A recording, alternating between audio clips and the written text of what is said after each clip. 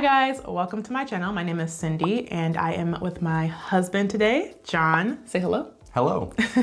We are going to be doing a video discussing our trip to Italy. So we recently went to Italy and explored 4 different areas. So we're gonna talk a little bit about that, why we were there, all the things we saw, and just all the fun we had. All the things we ate. We ate a lot of food, so we're gonna talk about that as well. So if you guys wanna go back and watch my last vlog, I was recently in Poland before this, so you can go back and watch that one. I flew straight from Poland to Italy and John met me there. I was in my track season and I had a few more meets after the Olympics to compete in, and Italy was one of the countries that I competed in. We wanted to do some exploring just before heading to the area of the meet, and I was struggling a little bit to get over some stuff from the Olympics, so John came and supported me, which was super helpful. It's important to support you. Yeah, which really meant the world to me. So yeah, so where did we start off first? So drove to the airport, got in a plane, flew across the world. Okay, so he flew from America, I flew from Poland, and we met there on the first night. You got a car.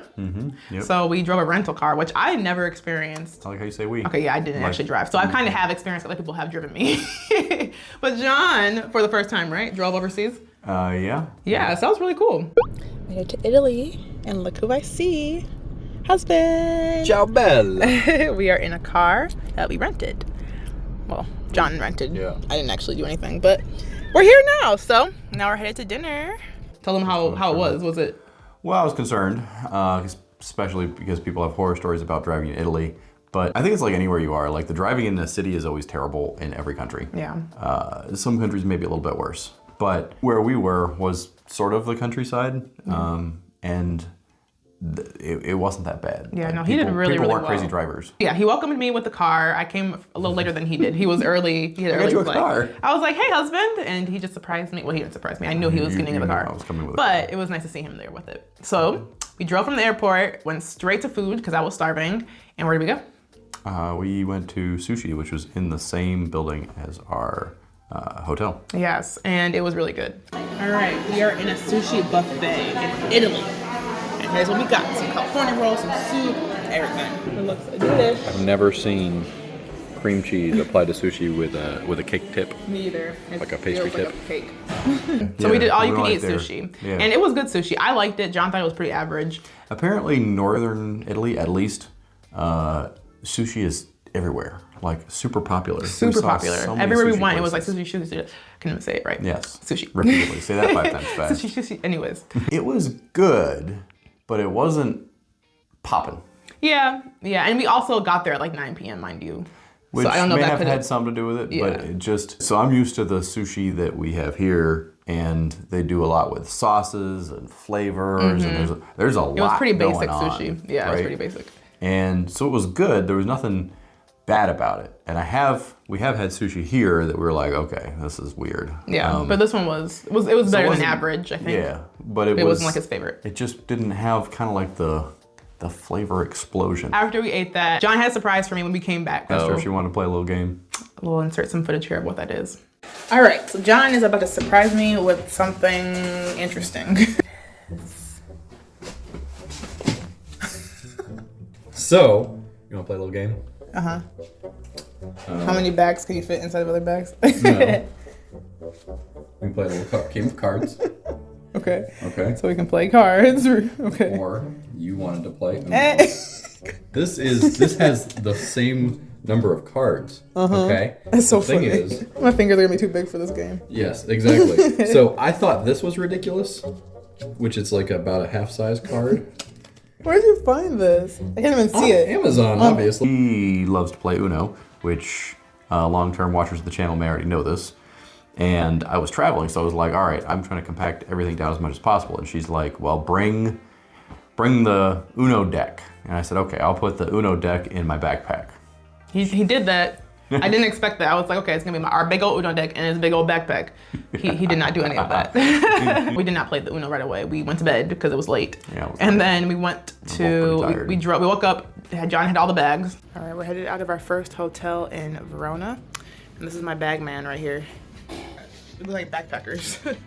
And we went to Padua. So we stopped at a mall first. We stopped at the mall first, yeah. So I had scouted the mall the night before while I was waiting for you.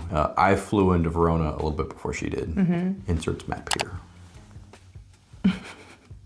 That's where it was. That's where it was. Anyway, so I had flown in earlier than Cindy. She was coming in a little bit later because she had to take a couple of connections and kind of killing some time. And I looked on the map and I found that there was a mall closer to the airport. So I drove down to the mall and kind of walked around real quick before I went and picked her up. And I was like, okay, this will be an adventure. I also stopped at the grocery store in the mall and got some waters, which is always pick up large bottles of water when traveling abroad because yeah, you never know. You never know. It's hard to get it in hotels and whatnot. But yeah, so we went to this mall. We are trying out this little mall and it has food and it has a bunch of stuff. So we're gonna go and see what's in here. We looked around and we found this really, really good kebab place. By the way, this video is gonna be a lot about food, so just be aware now. Food. We like food a lot. So we found this kebab place for lunch and it was like, whoa, I loved it. Because we could choose what we had on it.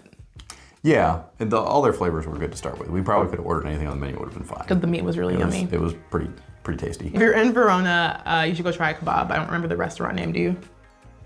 No, but if only we had some footage we could review. We'll show you wherever we go. Go to the mall. You'll find something. Verona. Anyway, so we stopped by there and then continued on our merry way all the way down the highway. Looked up on YouTube how to pay the toll booths in Italy because I had seen in someone else's video. So two things that I did not know before I checked. So we were talking about going, I was looking at all the different options. And so I, of course, watched YouTube videos about driving in Italy. And one of the things that they talked about was make sure you get an international driver's license. And I was like, okay. So you did that before we left? So I researched it, figured it out, got a hold of it. It wasn't that big a deal. It was just doing the paperwork. And so when I went to pick up the vehicle, they're like, we need your international driver's license. And I was like, this one? He's like, oh, thank you. He's like, I didn't no expect problem. that. As long as you have the right paperwork, no problem. Yeah, so if you ever want to drive in a different country, try that out.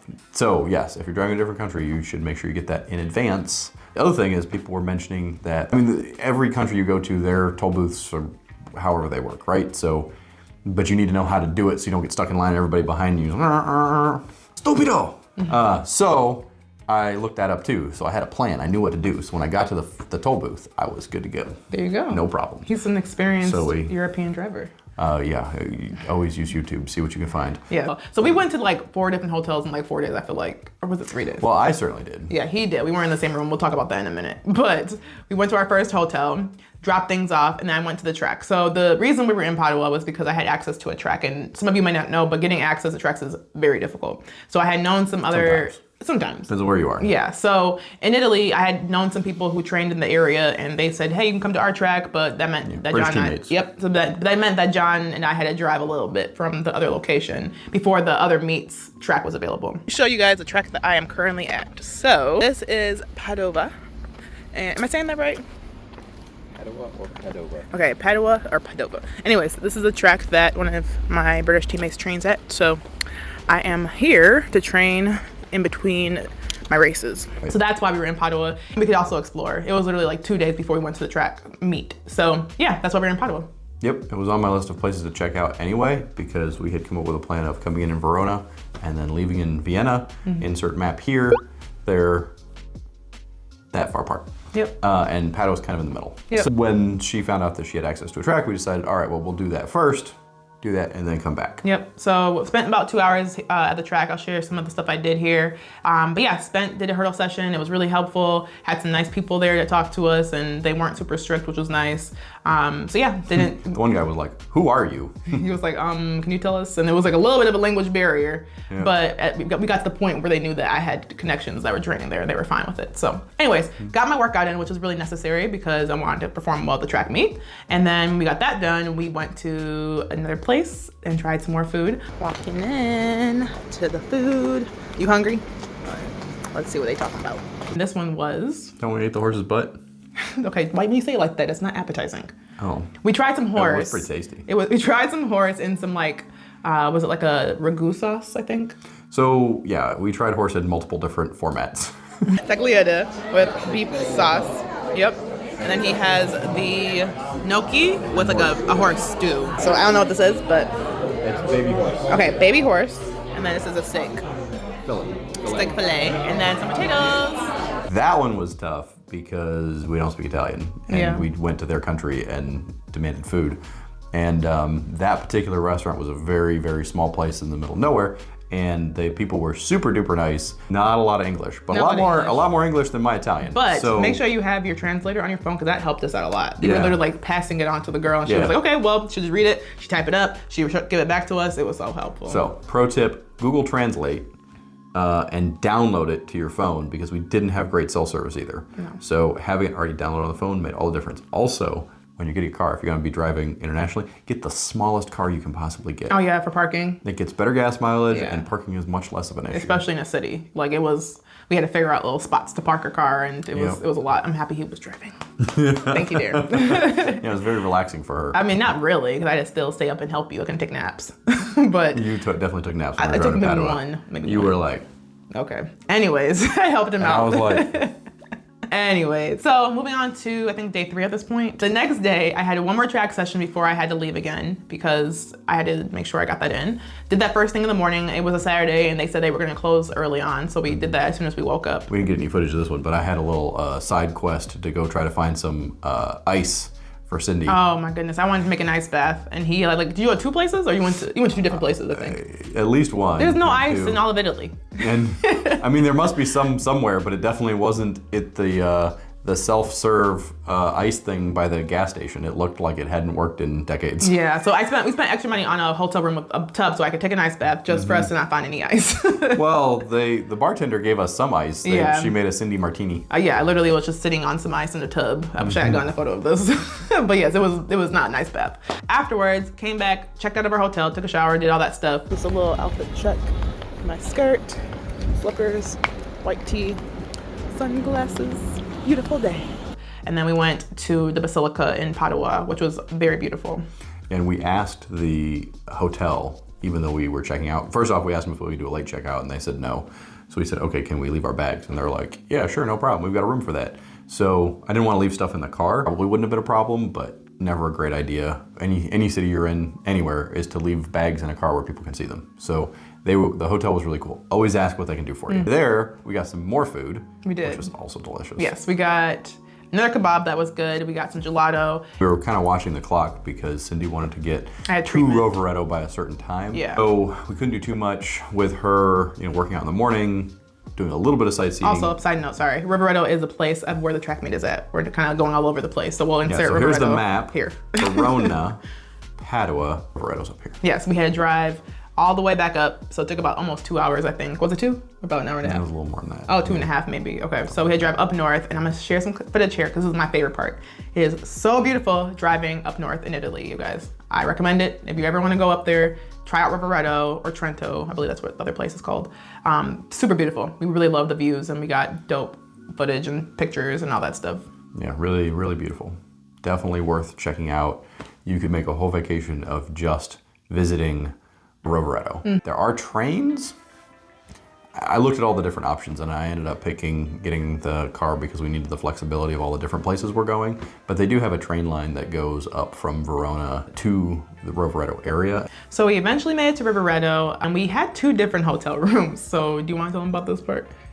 All right, you guys, this is just the first part of our adventure in Italy. We're gonna share our Rovereto experience, what happened with my track meet, as well as our crazy experience in Venice. So if you wanna see it, make sure to subscribe, and we'll see you in the next one. Bye.